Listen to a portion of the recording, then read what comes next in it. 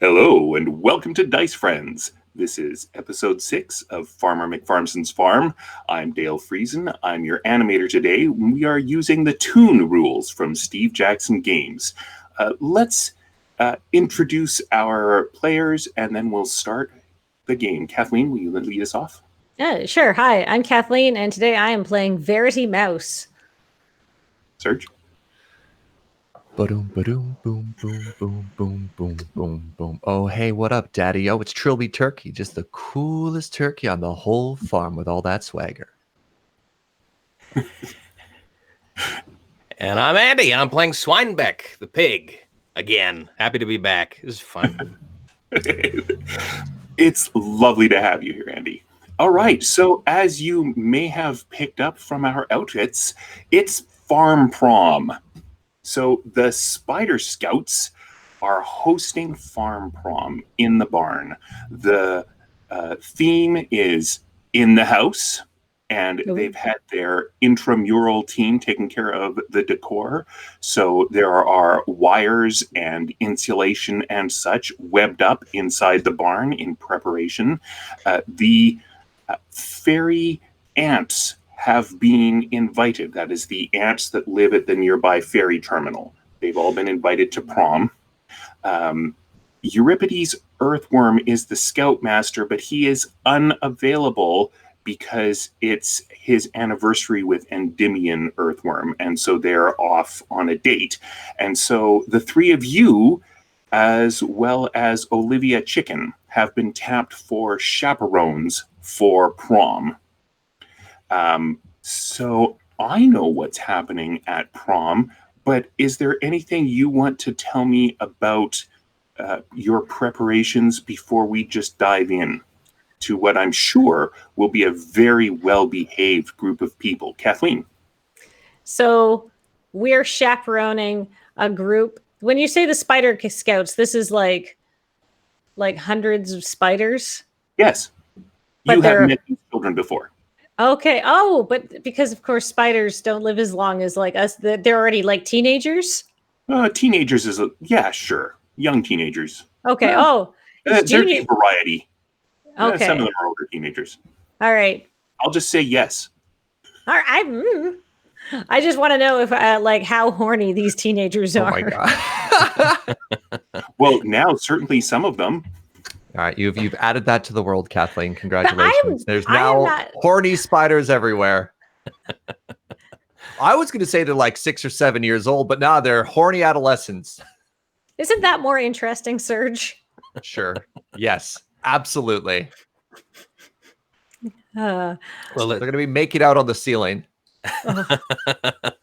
So my question is, are you doing any preparation? All right, so we have been tapped to be the chaperones. Yes. For Spider Prom. Oh, okay. Now look here, Mommy-O and Daddy-O. I was young one time, and everything is just perfectly natural, and you just got to let nature take its course, man. That's Ace. Don't listen to him.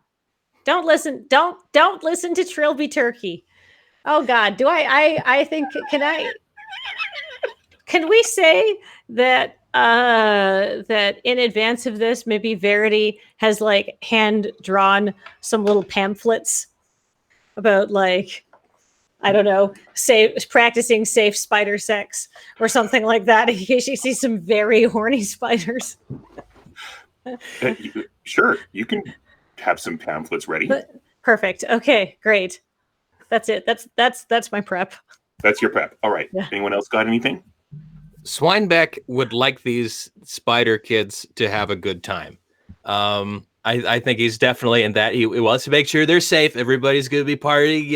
It's going to be, there's going to be a lot of temptations, a lot of people pressuring you into things, but you want to be fine. But also, I'm going to be, I've got some surprises up my sleeve for these cute little spider guys, and I think we're gonna have a good time.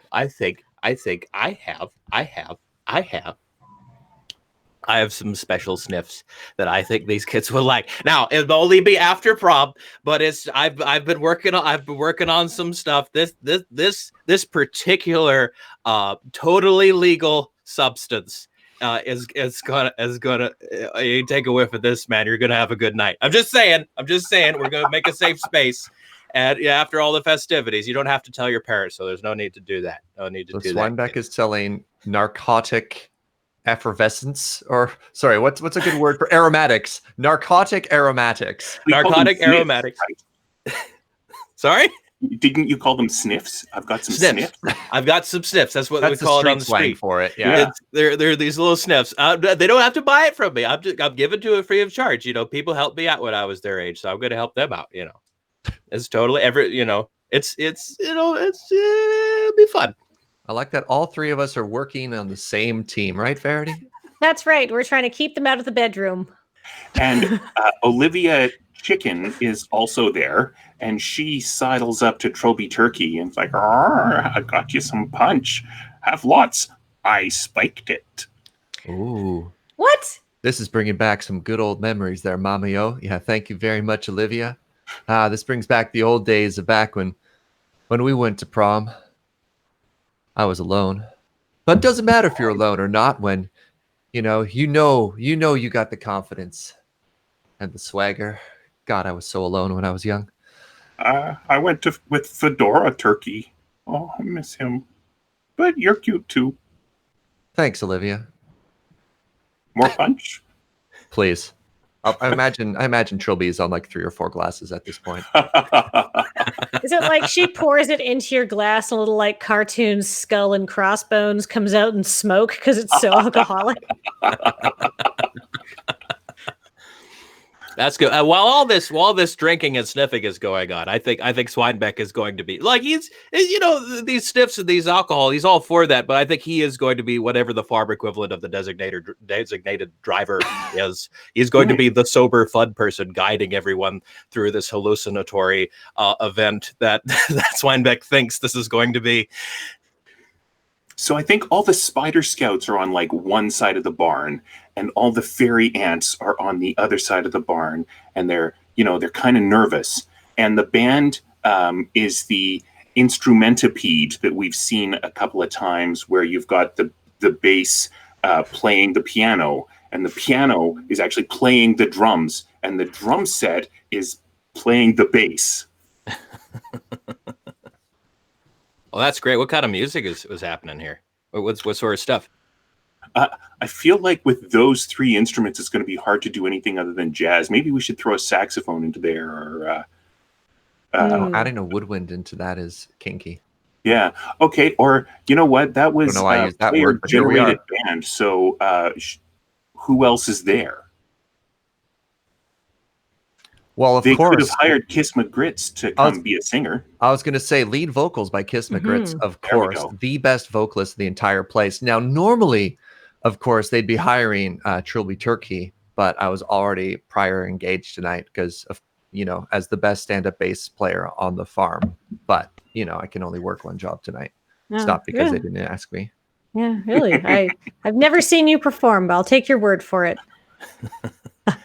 Well, that's great. Well, Swinebeck's and the back by the food table, by the punch bowl, just kind of just two-stepping to himself, just looking at the room, looking for opportunities to help these kids get together. We need to get these kids together, folks. We need to get this party a bopping. I agree, Swinebeck. No one's going to need my pamphlet if they all just huddle on each side of the room. It's not that I want to interfere in their works, but they should have some fun. This is just sad. Yeah. How do we excite the passions of a bunch of shy 14-year-olds? Well, I think, Verity, now that I've had some liquid courage, you have to lead by example. And I imagine if the 2 of you were to start dancing, everyone else would come and join. So I think you get most of the way through that before Olivia Chicken is very enthusiastically dragging you out onto the dance floor. Oh, thank you for being our example, Trilby. Yeah, perfect. Man. Do something cool. I hear putting your hands in the air does a lot of good. Try that. Try a lot of vertical movement. All right. So she's waiting for you to lead. Good. I will use my zip skill. Which I sure do have a dance skill. Sure. Well, you've got like 5 skill points that you can allocate where you like for tonight. I rolled a 2. I'm a god. Trilby can dance. Nice. Yeah, with a couple drinks in him, Trilby is all of a sudden like, all right, what's up, mommy-os and daddy-os? Uncle Trilby here is going to show you how to cut loose. And then just like...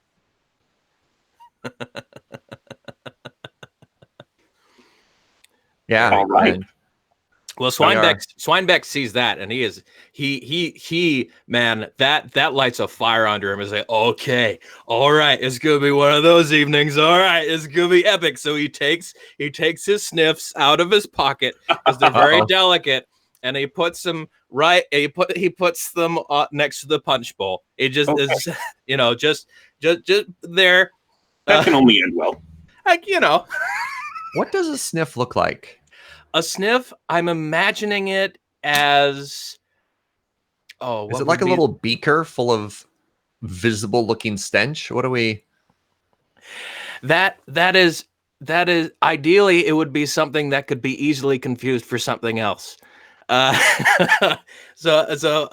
yeah, okay. What if they're like little? Yeah, no. What they are is they're cans of.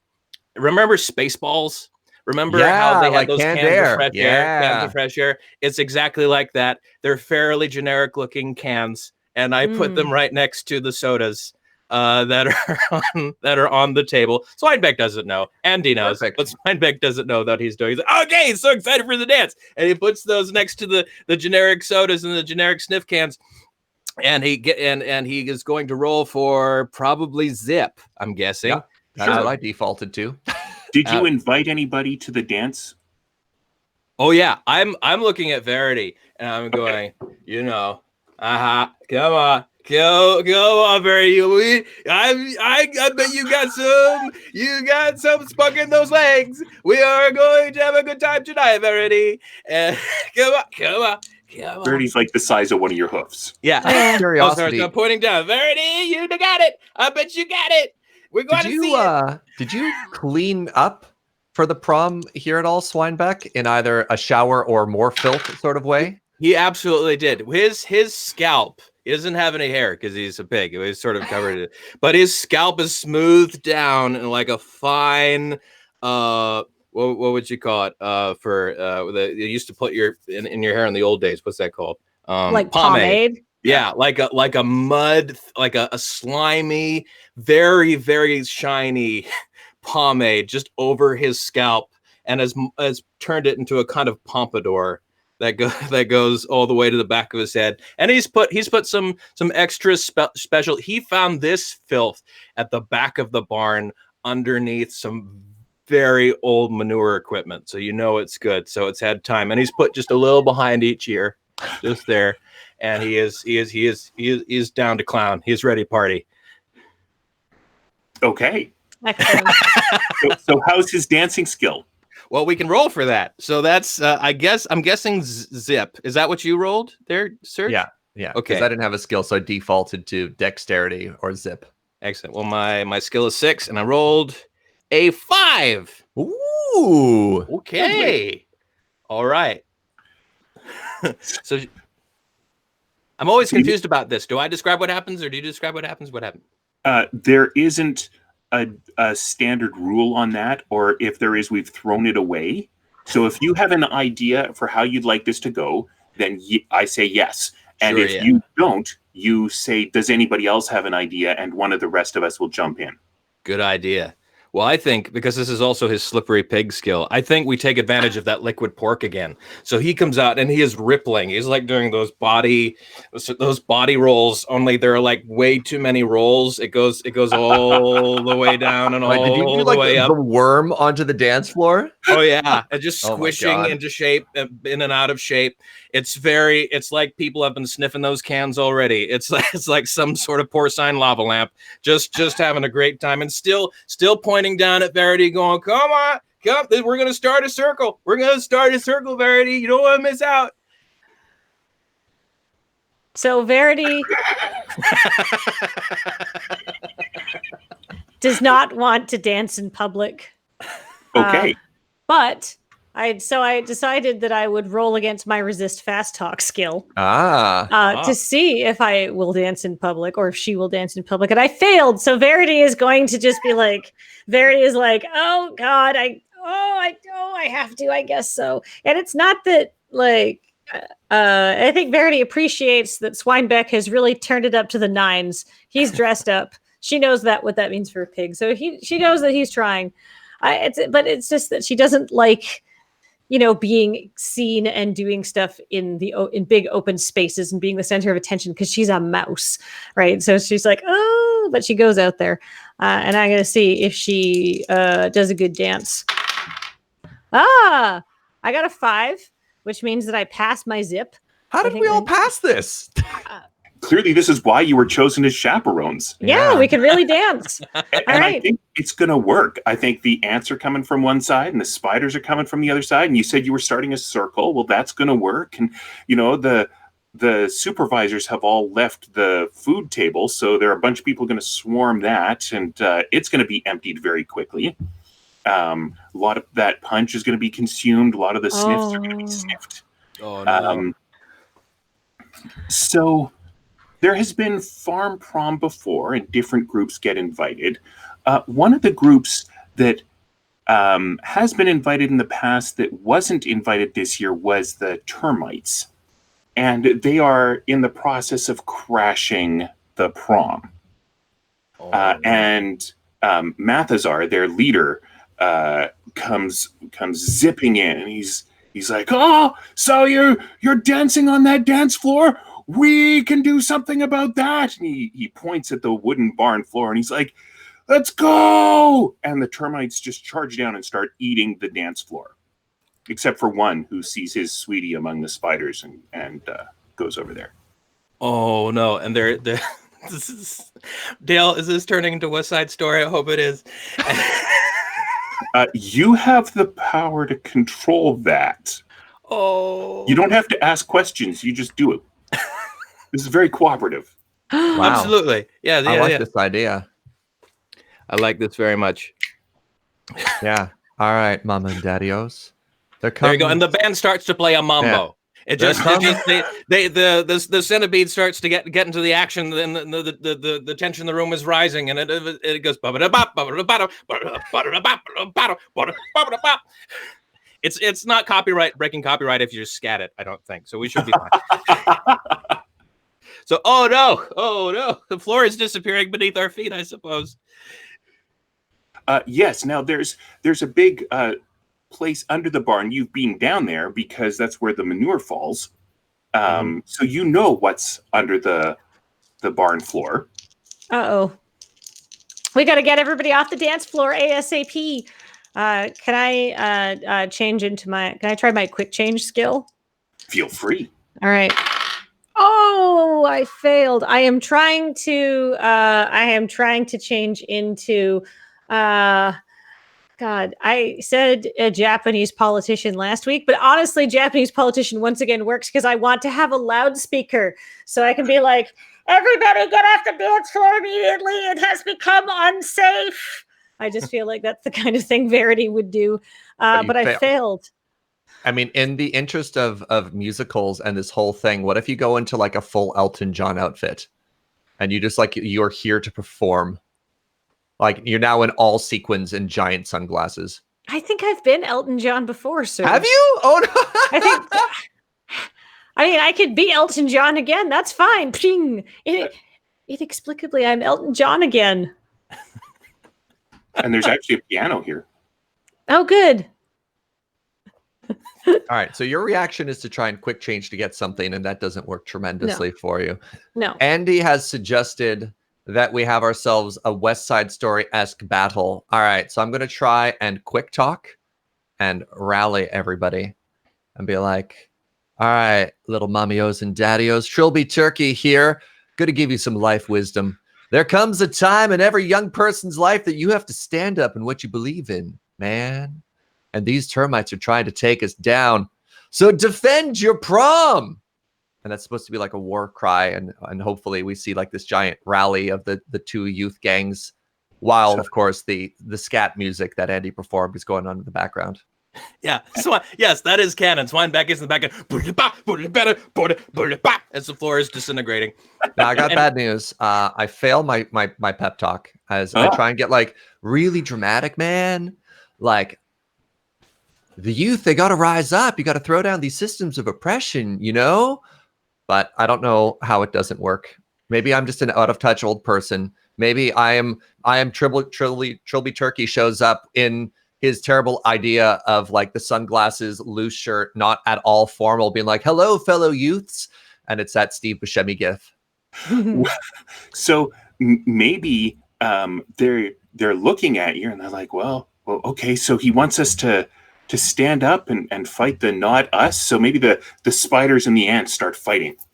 Oh no! Oh no! Oh no! Oh gosh!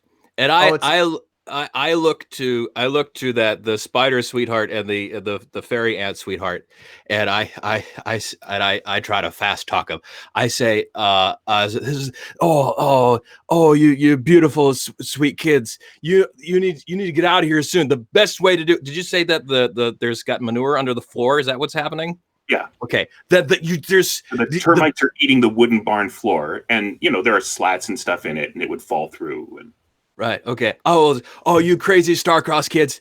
Oh, trust me, the safest place to be when the excrement is hitting the fan is to be in that excrement that is also hitting. Okay, the metaphor falls apart, but you've got to trust me. You've got to come with me and burrow into this stuff. It's going to be the safest place to be. So how's your fast talk skill? My fast talk skill is a 6. Well, how do you do? Let's see. 6. Ooh. Okay. Let's see if I can resist. I got a 7, so I think you win. Oh, great. So these two are going to follow you. Perfect.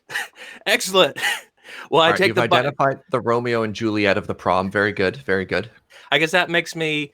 Who is that? That either makes me Doc, who from West Side Story, or was the priest or whatever? Yes, the friar. Friar. Yeah. That guy. Yeah. So I'm helping him out. He said, come with me. And so Friar Lawrence. Friar Lawrence. That's it. Thank you so much. And these violent acts have violent ends, or whatever it is. And I start burrowing through the manure, and I gesture for them to come on. And I take a couple of sniff cans off the punch table, and come on, kids, come, we'll make our own fun. Sure, there could be 2 left. Sure. Oh no! All right, so Trilby has started a fight, and Swinebeck has abandoned us. Yes. Oh no! I did. Okay, that's fine. I tried to start a fight, a righteous fight. I didn't mean to start this infighting. Trilby? Yeah? I know you're helping. Thanks. That means a lot, Mamio. But please. Oh. Yes? Definitely. But please. We have to do it my way. We have to stop this fun immediately. It's the only way. I'm here to support you. Tell me your plan, Verity. Just so you know, Olivia has been just trying to do whatever it is that Trilby wants done. And so when he said that the spiders had to fight the flies, she's been getting in there and she's cheerleading the big fight between the spiders and the flies. Oh my God. Olivia's a helper, man. Olivia's a helper. All right. I have two ideas. One, that we set off the barn sprinkler systems to that's a party killer. That's a party killer. Yeah. Second is like they set up. It's like the theme is inside of the house. I don't know. Wonder if we could. I wonder. And you said it was insulation and wires. So I wonder if we just light the insulation on fire. That should set off the smoke alarm. What a great idea, Verity. Yeah, let's do it. Let's burn this place down. That's the ultimate party, the barn burner. Yeah, Dad. Yeah. I'm glad they put you in charge of making sure the kids have fun. I mean, I would like to point out last week, Verity was like, oh no, we can't have a party. Let's sink a ship instead. You're the responsible one. Characterization. Oh my goodness. Oh my goodness. This is too dangerous. We have to get everybody out of here. What gets people out of here? Fire. All right. Brilliant. All right. Well, What's I have this old Zippo lighter. It's like ding, pull it out, and I hand it to you, and it's probably about the size that you are. All right, hold on. I have I'm going to try to quick change to be a firefighter. Cool. Hey, it works. All right. Oh. Swing. Now I've got full like fire protection gear. So I can make sure I do this safely, because safety is important when you're trying to set off a sprinkler system. Absolutely. All right, can you make the Zippo lighter so we go back behind some of this insulation that's like against the edge of the barn wall? There's got to be those like streamers hanging down too everywhere, right? Yeah, absolutely. We don't want those. We want to like start it in the wall so it can start behind us, but not beside the band, because that could be dangerous for them. So like, I don't know, just a sidewall that doesn't obstruct where like the entrance is. Yeah, opposite the snack table where nobody is. Perfect. Nice. All right. Well, that's the safest place to start a fire. So let's go there. Okay. Do you have a fire starting skill? Oh, how many times could we possibly fail a zip check to light a Zippo? Those aren't difficult at all. Well, I probably can't light a lighter because I'm a mouse. So I think you have to do this for me, Trilby. I got this. I fail. Okay. It's just like, sing, sing, sing. At that moment, the band starts playing Billy Joel's "We Didn't Start the Fire." And going to hell for bells, watching all of this stuff happening. And I'm immediately that like embarrassed person who's like, oh, but I totally knew all these like totally sweet Zippo tricks, and I try to do like that flick thing where you like the sing or whatever, like all the weird Zippo tricks, and just, like I totally knew how to do this before, like, oh, this is embarrassing. So this is, you said you're at the far end, furthest away from like the food and where all of the chaperones were hanging out. Mm-hmm. This is where the spiders and the ants who are smoking weed are. Oh. So they'll be like, oh, do you need some matches? Oh, what's up, my little fellow rebels? Yeah. Thank young daddy-os. Wait a minute. Kids, you got to get out of here. There's a fight going on and termites are eating the floor. Go. Oh, yes, we will absolutely fight the termites who are eating the floor. Yes, we will do what you say. And they rise up. Rise up. And one of them is like, oh, you needed fire. So lights a match and throws it toward the streamers in this very old wooden barn. Which is crepe paper flammable? Oh, yeah. Absolutely. And the kids are all right, Verity. The kids are all right. What happens? Oh, the place just... No. I think, yes, but what is first... that word you said, Kathleen? I know, I just knowed Surge. I feel really bad. I'd say like it erupts in flame, but not like the whole barn. It's just like that wall section. I'm picturing like a quarter of the room. That entire wall just erupts in flame. Not giant barn explosion. Okay, because I was going to be like, I was like, please don't make the barn explode yet. There's so many things we can do in a burning barn. Oh, yeah. Sorry. I wasn't descriptive enough. I'm so sorry. I shouldn't have known you. Don't be. I appreciate that. We're collaborating together, and I don't want to step on your narrative either. Well. Okay, so let's do some of those things we can do in a burning barn. Perfect. Oh, hey, but like now we're, for a second there, Verity thinks, oh, well, perfect. Now somebody's fighting the termites. That's an improvement. And the barn's on fire like we wanted. It's all going according to plan, Verity. Hey, where did Swinebeck go? We cut to Swinebeck.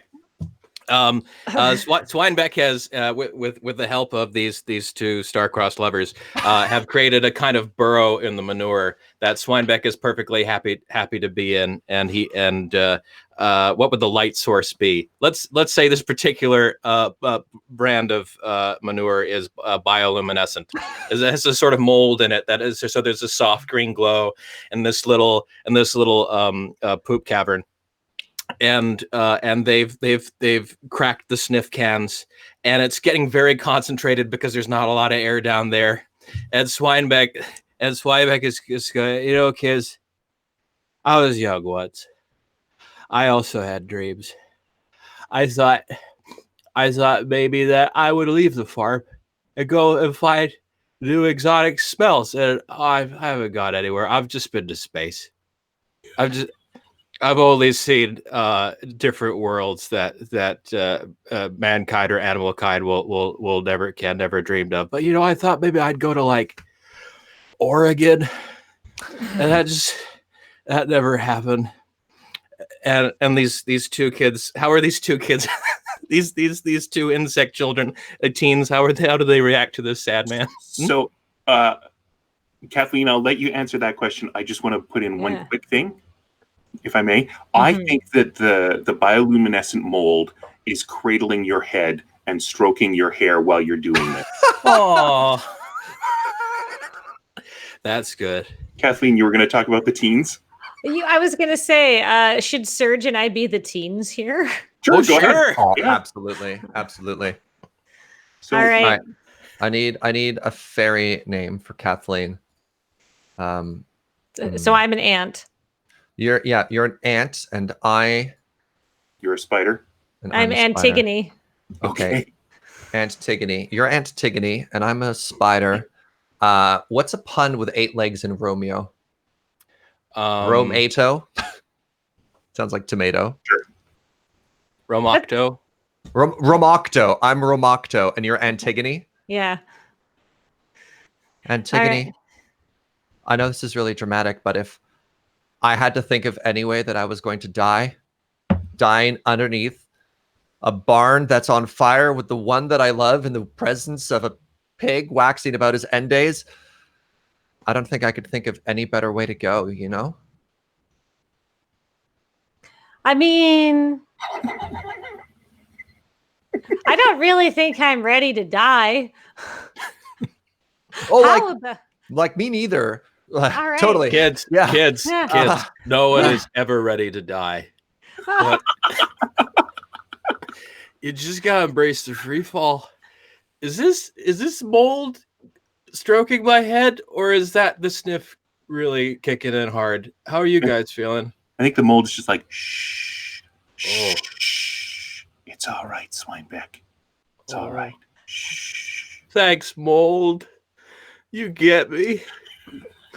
So Antigone, I know we don't have to die, but since this might be our last moments, I have something really important I need to ask you. Mm-hmm. And I hand you a piece of paper, and it's just like, do you like me, YN?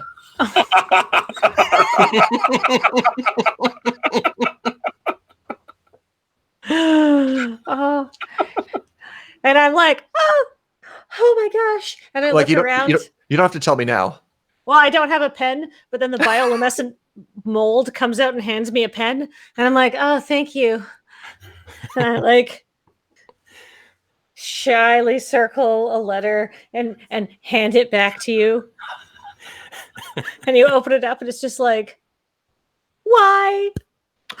In the heart. Yeah. I'm picturing giant cartoon hearts start to like appear inside of the bioluminescent cave. Cave. Well, I'm seeing hearts now. Are you seeing hearts now? How strong are these hearts? Are these hearts going to be going up through the floor? Are they going to pick up the termites like minions in Despicable Me and carry them off through the barn roof? Like how? What's going on here? Oh. Andy, you look like you have something to say. Oh, I have that expression on my face all the time. It lies. But I would say, Swinebeck. No, I was commenting on what you said, Dale. I think that's a beautiful metaphor. But yeah, no, Swinebeck also says, "That's beautiful. You kids are, you." Now I'm smelling smoke. Do we have to do something about that? And I think that'd be a great cut back to the fire. Okay. Now they're now aware of the fire. I don't know. Ooh. So Verity, It's getting warm. Yo, Verity, it's all going according to plan. People are fighting. The barn's on fire. What was your next step? Andy, you can play Olivia. Oh, sure. Sure. Oh, I think this is great. I think this is is the best. This is just what these kids need. I've always said fire is the best solution to any problem these young people have these days. Trilby, don't you think so? She's a helper. Yeah. All right. Verity says, looking proudly, now everybody will realize this is unsafe and leave in an orderly fashion. Wow. But then that doesn't happen. So how have to roll dice for that? Yeah. How deep is the hatred? Will they stop fighting when their lives are at stake, or will they fight to their death? So moments ago, the ants and the spiders were dancing together. They're only fighting each other because you incited them to it. The termites have been to the dance in the past. They're just sad that they were omitted this year, which is why they're eating the dance floor, except now they're being carried away on hearts. Like there's a love geyser erupting, like bubbling up from underneath the floor.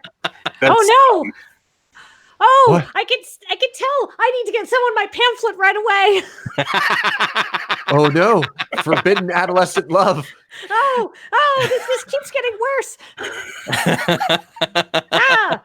All right. So Verity just is going to go in her firefighter outfit, and she's going to go over to the band, and she's going to attempt to take Kiss McGrit's microphone, so she can be like, "Fire, fire, get out, out." Right. All right. Well, Kiss McGrit's is not in favor of having her microphone stolen. No, I figured she wouldn't be. So what are you rolling to take my microphone? A chutzpah, I guess. Okay. I think my chutzpah is very low. Oh, I'm definitely going to fail. All right. All right. Well, that's actually Kisma's strong suit. Mm-hmm. All right. Let's see. I don't have it singing. Yeah, she keeps singing. All right. I futilely grab at the microphone and scrabble, and then fail. I got shout out to this performer right now. Like the place is literally on fire. There's another mouse that's trying to steal the microphone, and that is a professional. Just the ability to keep hitting those notes while dodging an aggressive mouse. The show must go on. I agree, Trilby. It's really remarkable. I'm so glad we were able to organize the event. This is the beautiful thing. Man, do you remember what it was like to be young, Olivia? I'm only 24. I've lived. That's a young chicken. I've had a rough spring in my chicken years. Trilby, look at that beautiful love geyser. Have you ever seen something so beautiful? Doesn't it give you impure thoughts? I've never seen such overwhelming love before. And I want to picture almost in the center of the room, the floor, weakened by the termites' bites, is starting to raise up because the pressure of all the accumulated hearts is starting to build up underneath at the floor. It can't quite contain it. Okay. Yes.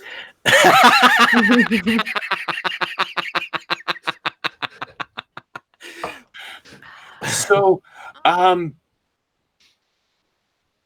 you have a little bit of time before Plod shows up.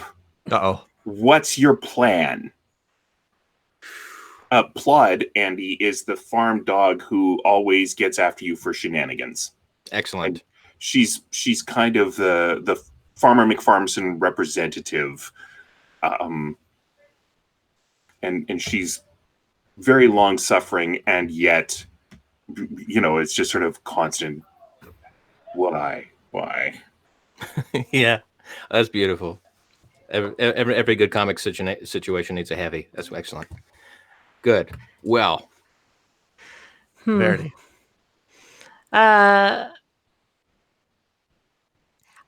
If you guys, I have an idea for what I'd like to do to make my next attempt to clear out this barn when you guys are ready for it. By all means, please. All right. Well, let's see. Well, let's see. So the love geyser is coming out. That is now burst through the manure, I guess. And so now we see Swinebeck and the two lovers caught in this sentient bioluminescent mold looking up, and Swinebeck starts to scream because now the trip has hit fully, and things are getting really weird. And the weird thing is he thinks it's all the trip, but it's no. He's actually dealing with it very well. His body is metabolizing all that stuff very well. Things are just actually very, very on fire and full of bioelements and love geysers. So the kids, we gotta get out of here. It's no longer safe in the manure hole. We gotta go. Verity, it's amazing. Look, there's literally a pig flying. I'm flying high. All right, what's the next step here? All right. Well, my plan was I was going to transform. I was going to see if I could transform into some sort of horrible monster costume and start attacking people to just chase them out. But we already have a bioluminescent flying pig, so I feel like that was just on top of a geyser of hearts and manures. Yeah, so I feel like people might necessarily just start leaving themselves anyhow. So those people who stand on aircraft carriers with enormous flags that like direct jets. Oh yeah, a plane traffic controller thing. Yeah. I would like to change into one of the. I would like to transform into that so I can be like, make your way to the exit this way, and like guide people. So okay, let's see if it works. Oh, Dale, I rolled a critical fail. I rolled a 12. Ooh. You rolled a 12. I rolled a 12. So what's the opposite of someone who can give directions and be listened to? Well, if you're trying to find somebody to tell people to leave, you should maybe turn into somebody who's asking people to stay. All right. So I don't know what the visualization of that would be, though, but that is in. Go ahead. What about one of those spinning sign people? Right? I just wear a sign that says "Sick Prom, Free Fire." Yeah. The hottest party in town. Yes. And while this is happening, the house band has now started playing the same song that the string quartet was playing as that Harry was playing on the way down. The Titanic. Oh my God. Nearer my God to thee. Yeah. It's a weird choice for a party, but they can read the room. So I think that as you're shouting and telling the kids to leave the area that's chaperoned, they're like, well, yes. And so they're pairing up and they are leaving the supervised area and going off into the darkness outside. Now that's young love. Mm-hmm. So I think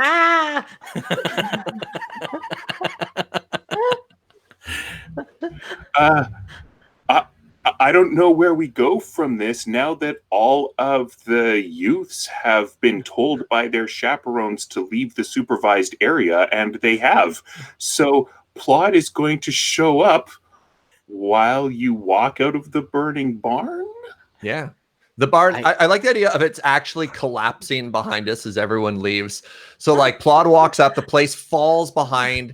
It's a giant mess of like manure and burnt stuff, but the smoldering ruins look like hearts are escaping out of the sides of it. Like there's still a little bit of love left that's in it, but it's burning and escaping in a very beautiful cartoon visual. And I do the like, man, this really reminds me of like my prom. Yeah. In what sense does it remind you of your prom, Trilby? Oh, unrequited love. Oh. And a giant flaming disaster. Ah. Yeah.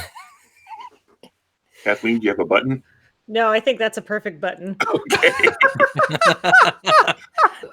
Wow. So, well done. That was Farm Prom. We are going to have another adventure right after these messages.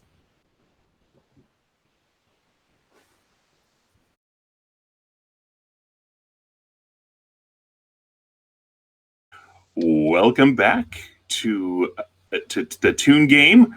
This is episode 6 of Farmer McFarmson's Farm, the bonus episode, which is called the Beach episode.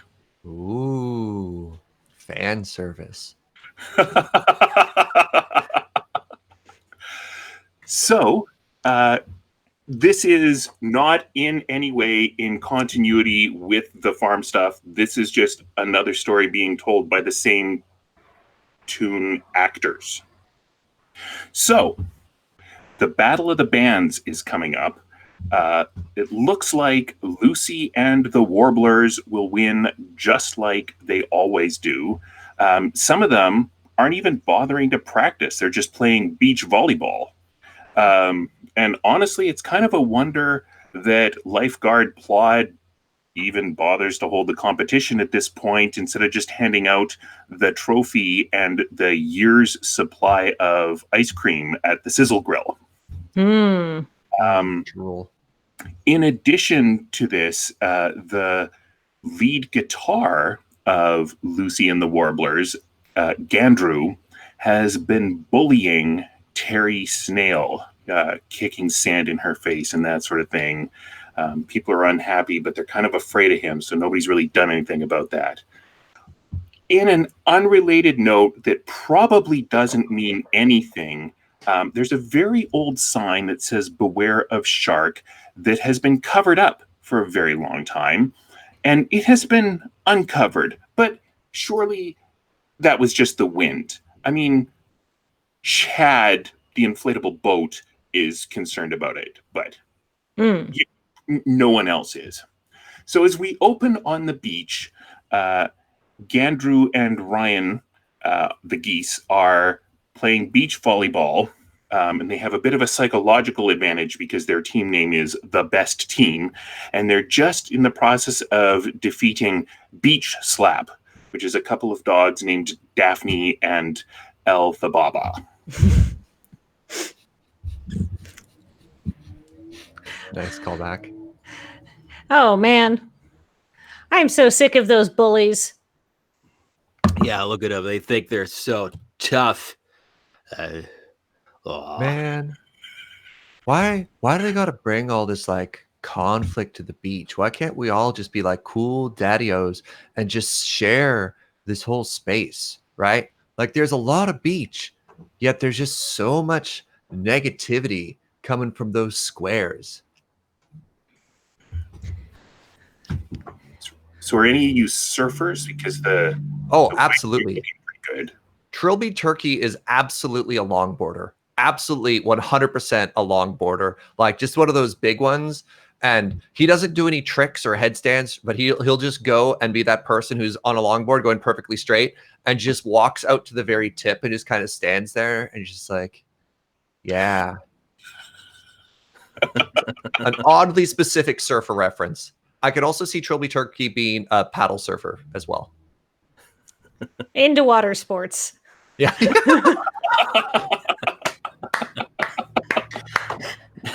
Olivia will be thrilled to hear about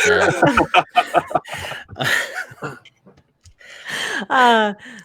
Verity sits on the dock and reads books. She does not go into the water. Oh, yes. Swinebeck has come with some shovels and pails, and his favorite part of the beach is the low tide stench. He's out there right in the seaweed.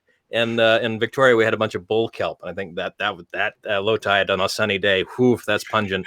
So he's out there collecting samples and looking at the volleyball players go out. They think they're so great. That's a good one. That's a keeper. That's a keeper. Puts that away. Do you have like a notebook or anything you're writing in? Oh, yeah. He's got his constant lower back notebook that he keeps pulling out from behind his back and writing things. And for that one, he says, the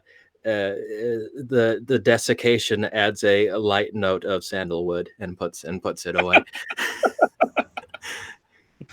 So I think Beach Slap has been defeated, and Gandrew and Ryan are looking around for their next beach volleyball opponents.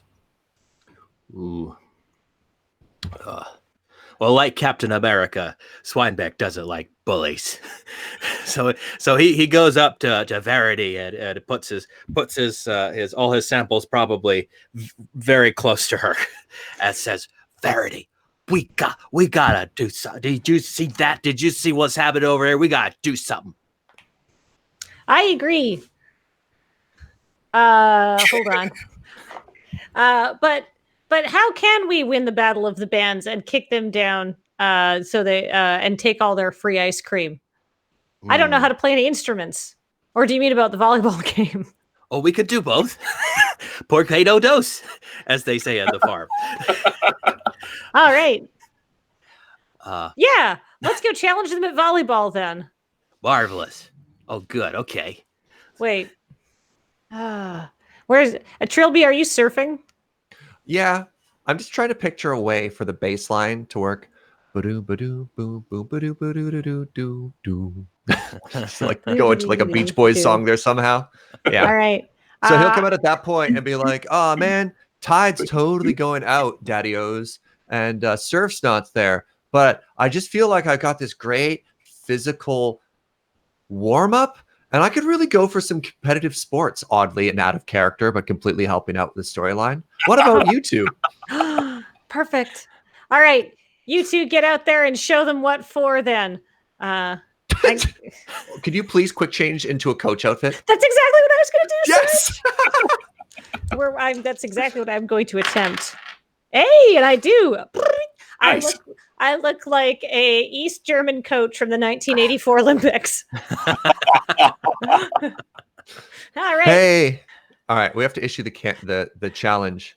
Yo, Gandrew Daddy-O, I hear you've been super square on the beach lately and bringing a complete lack of chill. And your days are tyranny are over because my boy Swinebeck, under the most excellent leadership of Coach Verity, we're going to take you down. Yeah, what he said. You So- nasty turkeys. Or wait, no, what are they? Yeah, they're Geese. turkeys. They're geese. Yeah. I'm a turkey. No, turkeys Oh, are fine. sorry. Geese are bad. Oh, geese are This is they're very geese. this This is all very happens. important, Swinebeck. Very important. Geese are bad. Turkeys are good. So I think the lack of chill would be the people who don't have a year's supply of ice cream. Whoa! Oh no, you didn't. Whoa! Whoa! We're gonna take that. True Bear, we're gonna take that. No, we're not. I think the only way to settle this, Doggy-O, is through some competitive volleyball or music, your choice, really, Well, because I excel I mean, at both. we're gonna win both. The music is where we get the year's supply of ice cream. Well, then why don't we just say winner takes all? One competition, no worries about the second one. This volleyball competition will be for all the stakes. There's no challenge for the band, so may as well step up, Goose.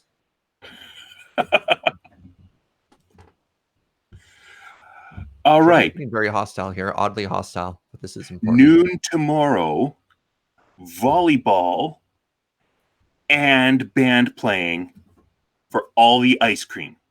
Uh-oh, and band playing. That's fine. We'll see you there. All right. Okay, quick, Verity. We need some kind of training montage. We need you to instill all of the knowledge of Chex Notes volleyball.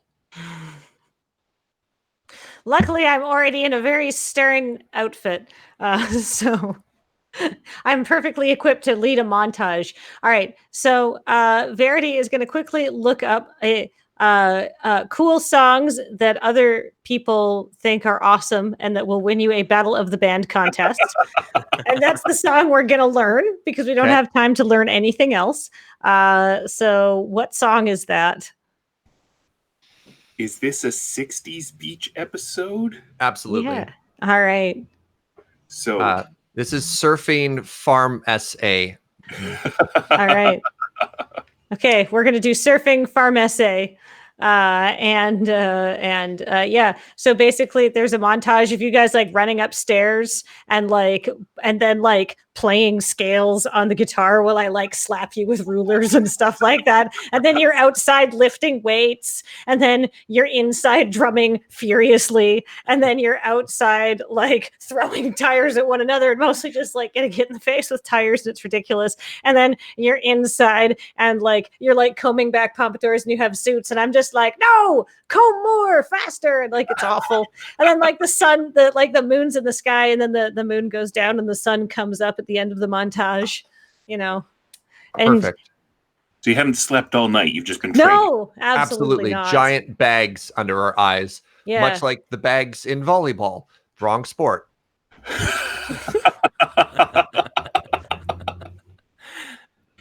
All right. So in the morning, when you're getting ready and you're exhausted, are you just going to have a rest period and make sure that you have a healthy breakfast? Or are you going to go investigate the screams from near that shark sign? Now, Coach, important information here. We followed your dutiful training the whole time. Do we rest or do we go investigate these screams? Well, okay. You see, Verity's the kind of person who would say, oh, we should definitely rest and eat a healthy, balanced breakfast with plenty of fiber. But we should go investigate the screams. Would it help if they were Terry Snail's screams? Because Terry and Verity have sometimes had a bit of a thing. That's true. All right. Oh, no. It's Terry. Oh, not Terry. Oh, all right. Well, let's go investigate the screams. Our band, our incredible band victory can wait. Yeah, it's not noon. You got time. You can do this and still get back by noon. That's right. All right. So you're heading out, and Terry is riding in Chad, the inflatable boat, and you see a shark fin circling. Oops. Ooh. And do you have a plan, or am I storytelling this? I mean, up until there's a conflict point, I think you can continue. Okay. So there's something wrong with Chad. Normally, Chad is very healthily inflated and, a little bit on the large side. But he's looking a little wilted somehow. But you can't quite see why. Also, he doesn't seem to have the normal good propulsion that he has. He seems to be listing slightly to one side and going a little bit in a circle as he's trying to get away from this shark fin. Oh no! Are you okay, Daddy-O's? So you're shouting over top of all the screams for help? Oh, the screams for help. Right, that would be indicative of them not being okay. Uh-oh. Hold on. All right, I'm going to reach into my board shorts, which is my back pocket, and I'm going to pull out my longboard. Just boop, boop. I'll be like, let's go. And there's an opportunity for like Verity to hop on top if she's interested, to hop on top of the longboard. Yeah, all right, let's do it. Excellent. I can't carry a pig, but I can carry a mouse. But you could also have a surfboard in your back pocket if you want to swing back. Oh, sure. Yeah. No, we're gonna hag 10, man. So I pull out my surfboard, and it's got like that sort of tiki bar lettering. It just says "stank" on it, and he's barreling towards the surf. Gotta help our friend. So I imagine as we run in, it's also to the montage music of the song we've been playing the whole time, which is the beach rock hit "Surfin' Farm SA."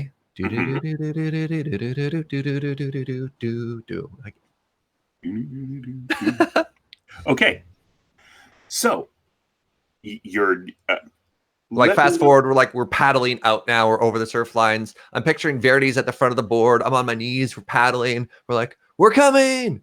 Hold on, Daddy-O's. All right. So then you see Ryan, who's the youngest goose. He is climbing into Chad, and he's got the shark fin strapped to his back. And he's looking terrified because while he was swimming around underwater, the actual shark showed up. So now Ryan is also in trouble in Chad. Oh no. So there's 3 people. There's Terry the snail and Ryan the baby goose are both inside of Chad the boat, who's deflating because there's a real shark. Just to make sure we're all on the same page. Yes. All right. Winning this battle. Yes, now. Go ahead, Kathleen. Oh, Verity says, all right, winning this battle of the bands is going to be easy. You only have to get a 66% on this test. Oh, Verity, that's terrible. We can't just leave this little goose friend to die if they're a bully and they, just kicking sand into Terry's face. And that's, what? I've talked myself out of it. Yeah, I'm all for letting the goose die. I appreciate our coach that even in this life or death situation, she's still very focused on the best strategy towards victory. All right. So how do we rescue any of these people though? Let's just keep paddling forward. Sorry. Go ahead, Dale. I'm never really sure who the target audience of these cartoons is. Certainly not children. Certainly not children. We don't swear, but that doesn't mean it's kid friendly. Well, all right. What I do know what happens is that shark is getting real close to Swinebeck, and that comes real close, like with the shark fin coming right past his snout, and he's getting very, very, very scared now. And when he gets scared, he gets sweaty, and when he gets sweaty, he works up a stink, and so he is going. So something is now going to happen with his stink skill. Which I can't. My swim goggles are fogging up. Let me just remove those. What was the stink? Stink skill was 6. Something's gonna happen. Let's roll for that. Let's. 8. Okay. So what did you want to have happen that didn't happen? I was hoping it would scare the shark away. All right. So this has instead attracted the shark. Oh, okay. Swinebeck, you smell like a dying carcass. It's easy food. Oh gosh, it's delicious. Okay. This is perfect. You lure the shark away, and we'll take this opportunity to save our friends. So the shark is going to come and try to take a big bite out of the surfboard, possibly on a part where you are lying. So, do you have some sort of evasive swim or surf swiftly out of the way skill or any other sort of combat skill you might like to use at this time? I have a fight skill that sounds appropriate. I guess I'm going to fight the shark. Here we go.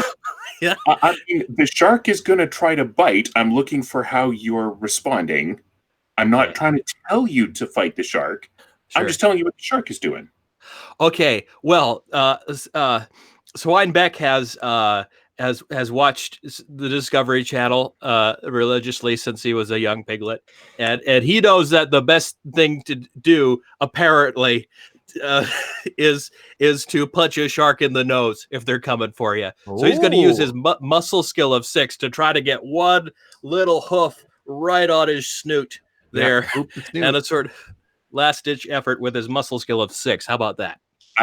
Is your fight better than your muscle? Because you can use the better of those two for what you're describing. Thank you, Dale. My fight is better. So I will use 8. Let's see if this works. And it's a 7. Woo! So I rolled an 11, which means that even though I'm attacking you, you're the one getting the punch in. So go ahead and roll 1 die for how much damage you're doing to the shark. Okay. 4. Okay. 4 damage to Finn. Finn the shark. Very nice. Well, I hadn't thought of that. We're all animals. He's probably sentient too. Oh no, we could have solved this with words.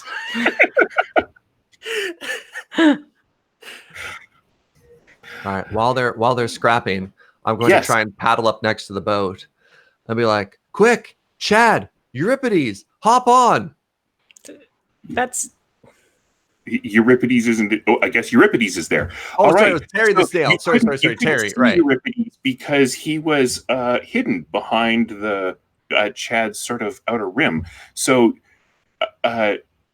you're telling Chad the boat to get on your surfboard. Yeah, I imagine as they're deflating, they're going to need some sort of way to figure stuff out. And you know, they're a sentient boat, so they could probably make it work in such a way that they like get onto our boat with Terry and Euripides, who are now both there, and Ryan. Well, Ryan, it's so unfortunate, Ryan. Like, I hate to say this, Daddy-O, but there's only so much room on this board, and much like in the Titanic, somebody has to be left behind, and that unfortunately is you. Women and earthworms first. Totally. Yeah, women and invertebrates, and you seem to have a spine, and therefore, yeah. Yes, Kathleen. Oh, how hurt is the boat? Is it mostly deflated, or is it still okay, Dale? Okay-ish. It has taken some damage, but is not in the process of falling down. I'm also thinking that what we've seen of Euripides is that if you're saying, well, one person has to stay behind, and you point to the goose child, Euripides is going to volunteer to take the child's place. That's quick, Verity. Talk Euripides out of this. What? Well, how about we try to get? Why don't we try to patch up Chad? So, because now there's too many people, we can't pass 75%. We only had one night to study. Oh. We've got to. If we can patch up Chad the boat, then you can pull him back to shore. This is a great idea. This is perfect. An absolutely fantastic idea. Change of plans. Good news. Don't at all think in any way that we're going to leave you to your death, little goose friend. That's not us. We are here to save you, all of you daddios. All of you daddios.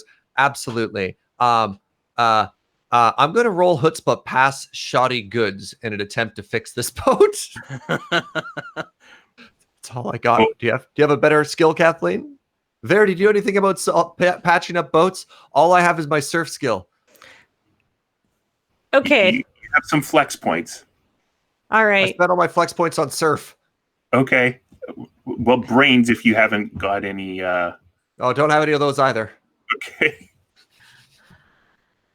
Let's say, meanwhile, that shark is coming at me again. Yeah. Let's let them think about this, and you and I fight. This is great. They're talking about the boat in the foreground, and in the far background, Swinebeck is flailing at the shark. And so I succeeded at my roll. You got what? I succeeded at my roll. How about you? Let's find out. I got another 7, and my all right.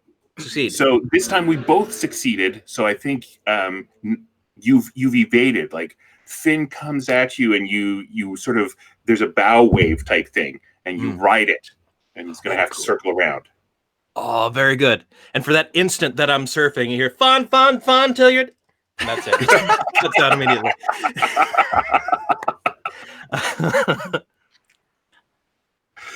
And then back to screaming and shark attack noise. Splash, splash, splash. So what's happening in the foreground? All right, I think I got it. You know that like commercial you see on TV with the guys who are like, our magic product, you slap it over any leak and it stops, right? I'm going to attempt a quick change into one of those guys. Okay. Oh, you're going to go with Farm Brand Insta Patch Hole? You're like, it can't fail. And neither can I pass my transformation roll. So I'm going to be like, let's see if it fails. Slap. Okay. So you have patched the leak. Yes. So Chad won't get any worse. Back to shore. Quick. And I'm going to like pull some rope out of my back pocket and be like, tie this on. And then Verity, I need you to hold on to this side while I paddle back.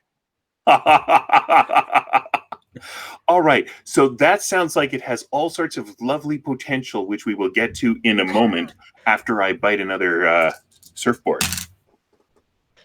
How you looking there, Swinebeck? I got a 4. Succeed. Wow. So I feel like the background fight has got to be pretty exciting. Yeah. Like maybe this time he's expecting you to go over him, so he leaps out of the water and you're like, haha, and you swim underneath or something, leaving this trail of muck behind that he's choking on. Oh, fantastic! Yes, and I, as some sort of squid, some sort of swine squid, I sort of my skin creates a black cloud of filth that just sort of comes off and is left a trail for him to. And what I don't shout in victory. I feel remorse for the loss of disgusting fluid, and I go, "Oh no, this day can't get any worse." All right, so I think that's going to disorient Finn, and when he comes back, he's going to see the larger target, which I think is a mouse holding onto a massive rope that has the mass of 3 people while she's standing on a surfboard, and Trilby is trying to frantically paddle back, or are you going to wait until that big wave arrives and then just surf back to shore? Well, there's a shark chasing us, so I'm going to get a head start on the paddle, and then that way we'll at least be moving so that when the wave comes, we'll have some momentum to catch it. All right. I would like some sort of swim check from you. Fantastic. Well, I've got my surf skill, which is where I dumped all my points instead of in brains. Lovely. Or, That a relevant exactly skill like volleyball or something like that. I fail. Okay. And Verity, you are holding the weight of all of these people. Yes. So what kind of hold the weight of lots of people skill do you have? Well, I'm going to use my muscle skill. Great. What a surprise. I failed this check. All right. So I think, you're doing pretty well, but you realize that the surfboard, which was supposed to be going this way and ended up going that way, is no longer under your feet.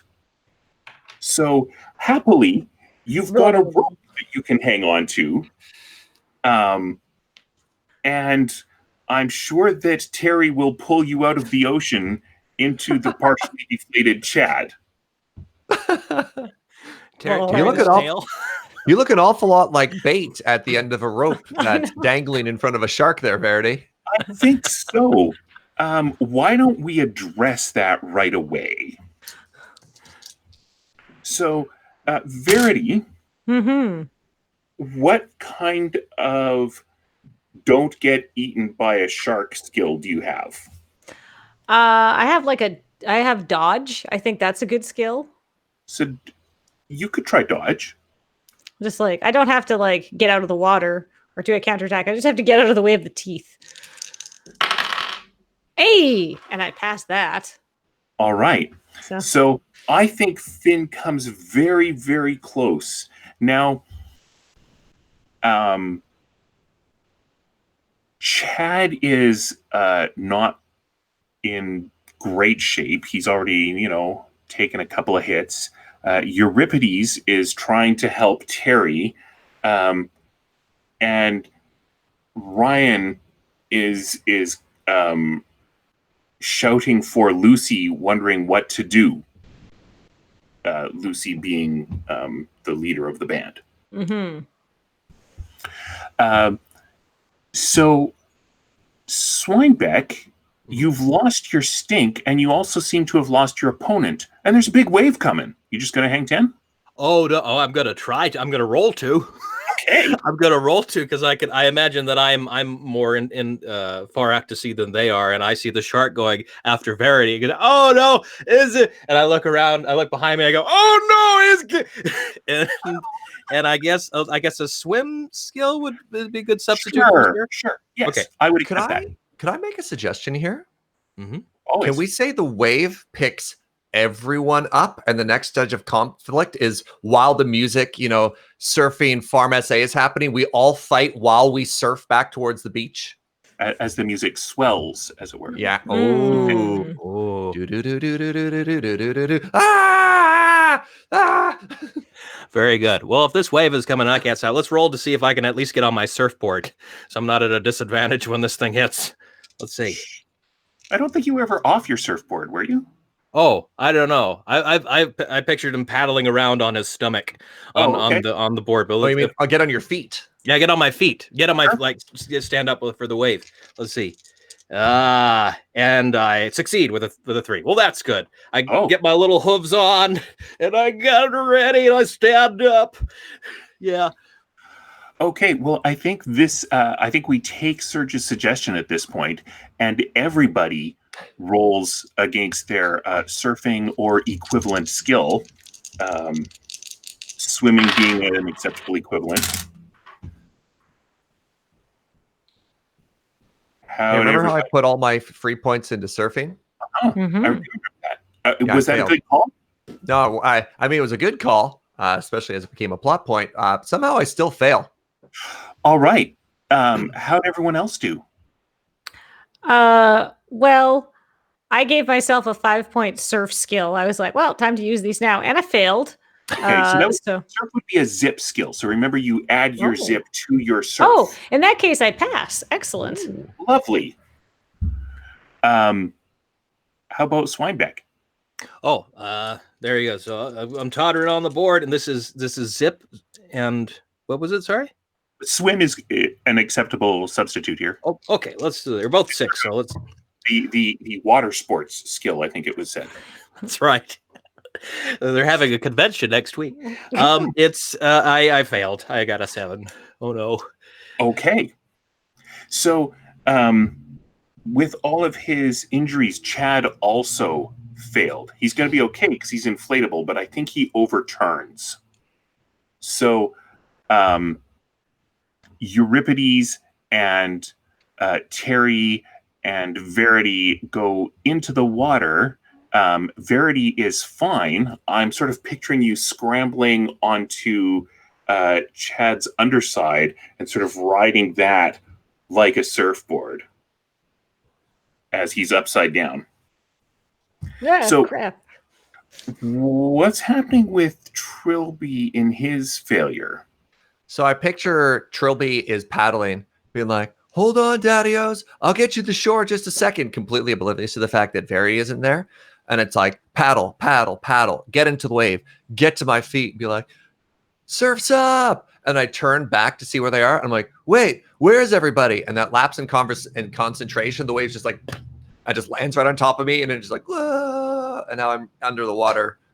Just like, I could have swore they were right behind me. Sweet. So Verity and upside down Chad make it to shore. Oh no. Ryan remembers that he's a bird and flies to shore.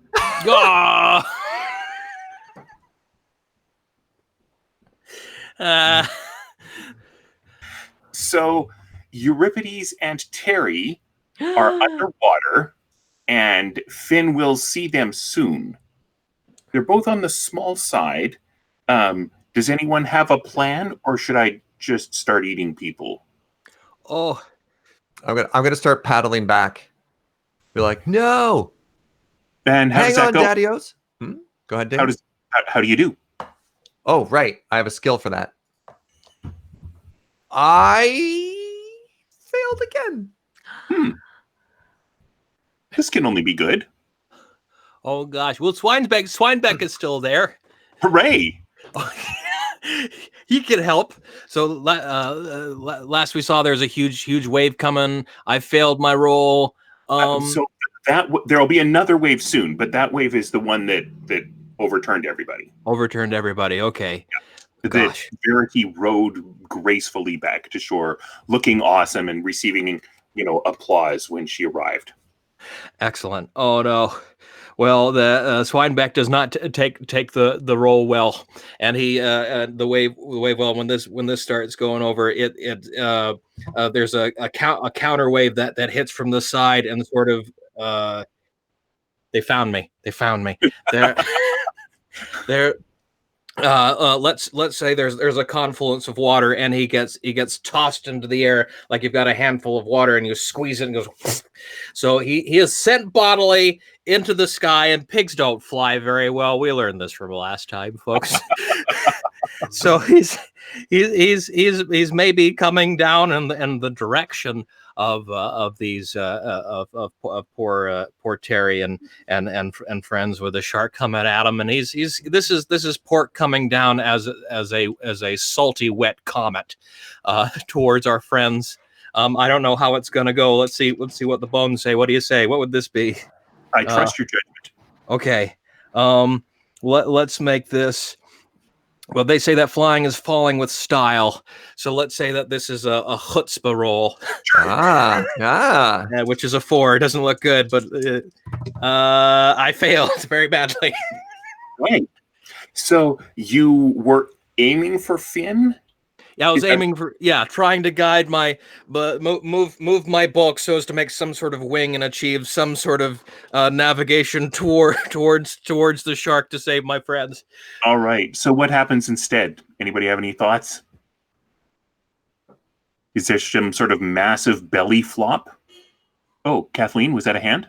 That was me going to say, what about, you get yourself spread out and you're like, aha, and then you go to steer and you just like hit the water and it's just like a and it's like, in that scene in that Star Wars movie where the impact was so huge it got very quiet.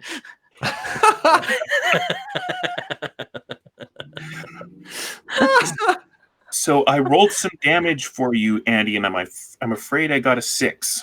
Okay. Do I so roll I don't against remember that, how many hit points you have. I have it here. I've hit points 1d6 plus 6. So is that should I have rolled for that before? Yes. Okay, well, I'll do it now. Let's see what my hit points are. I roll a 2 and a 6. I have 8 hit points. All right. And you have used up some of those. Yes, I have. Yes, I have. I've definitely used up some of those. Did I take it? Because I remember I hit the shark the first time. So I did 4 damage to him. Yes. And then I evaded the second. So this is just 6 minus 8? Right. Yes. This is the first time I've damaged you this session. Okay, good. Well, yes, I'm now at 2 HP and and it stings. Oh, it stings. Ah! And I just hear him going, ah! Ah!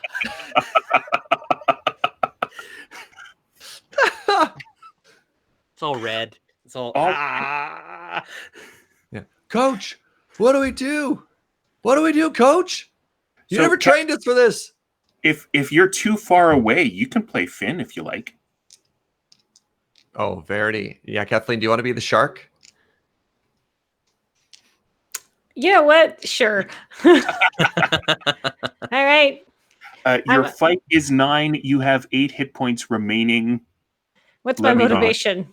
Is my motivation that I'm a shark? So yes, I'll say yes to both the things you said. Also, the sign that was telling people that you were here was covered up, and you always felt like, oh, well, it would be rude for me to go eat people if there's no sign protecting them. But then the wind blew away the cover, so now there's a sign that says "Beware of sharks." So you feel like, yeah, you're allowed to eat people again.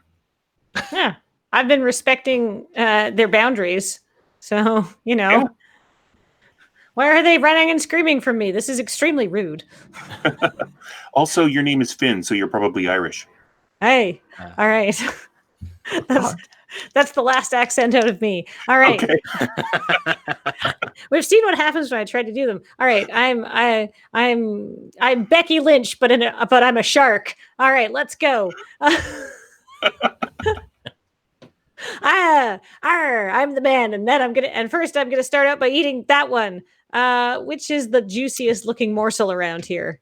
I mean, surely I'm picturing you look at like a turkey and they turn into a turkey dinner, and you look at Swineback and it's like a roast pig with an apple in its mouth, and then you look at the snail and it's escargot. You're just like, oh, it's just an entire buffet laid out before me.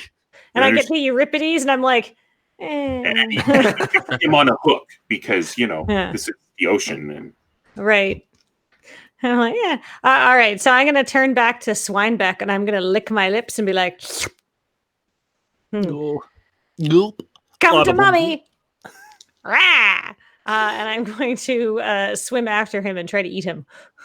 All right. This is your opportunity to roll. Both of you. All right. Okay. I've got a 7. Are we rolling against our stat? You're against it, as long as you both roll your fight or under, neither you gets hurt. Okay, I succeed. I have also succeeded.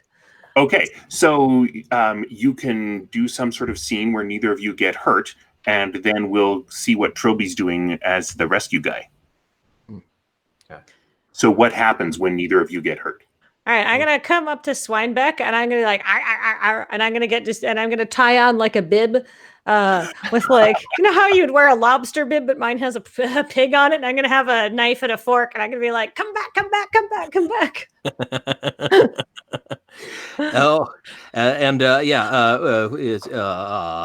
Swinebeck sees the bib and the cutlery and very, very scared now, in a lot of pain. So he runs fast enough to achieve that effect where he's running on the surface of the water instead of swimming, trotting.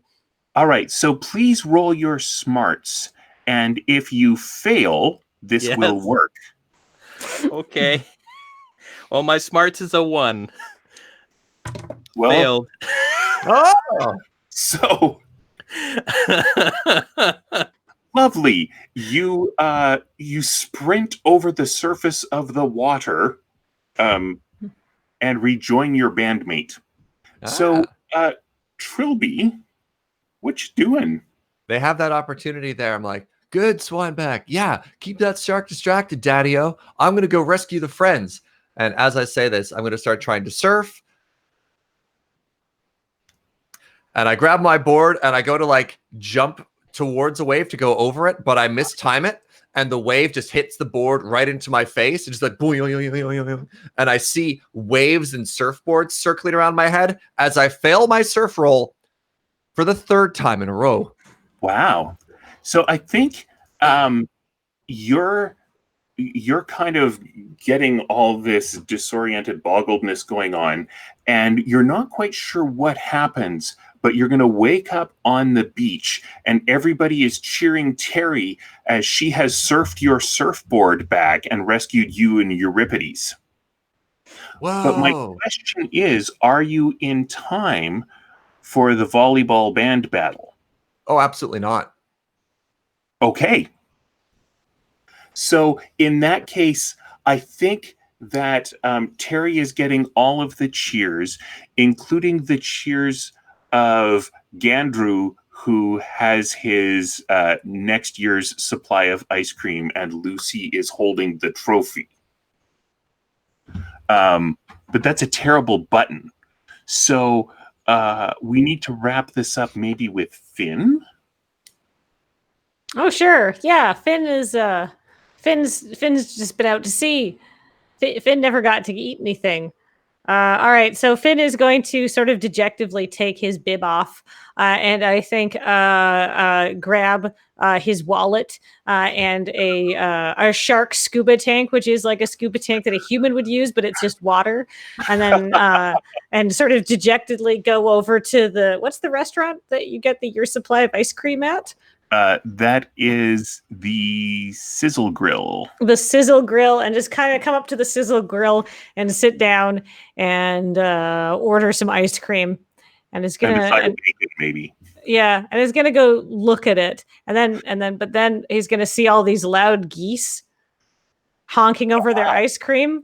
And then, like the turkey dinner vision is gonna flash over Finn's vision, and he's gonna be like, "Fwing" to the ice cream, and just rah.